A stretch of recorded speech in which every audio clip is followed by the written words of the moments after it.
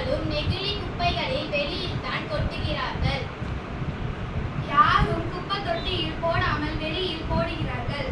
நெகிழி மக்குவதற்கு 150 வருடங்கள் ஆகிறது. ஓசோன் அடுக்கில் ஓட்டை விழுகிறது. இதை பார்த்தவுடன் எங்கள் மனது வருத்தமானது. அதனால் நாங்கள் இதை மாற்ற நினைத்தோம். இதுதான் பள்ளி.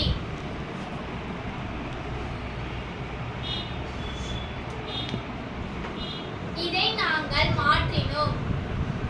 எல்லா மாணவர்களையும் குப்பை தொட்டியில் போட சொன்னோம். இதனால் எங்கள் பள்ளி பசுமையானது. நாங்கள் மரங்கள் செடிகள் நட்டோம். அதனால் எங்கள் மனமும் மகிழ்ந்தது. அனைவரும் நெகிழியை பயன்படுத்த வேண்டாம், அதுக்கு பதில் மக்கும் குப்பைகளை பயன்படுத்த வேண்டும். அனைவருக்கும்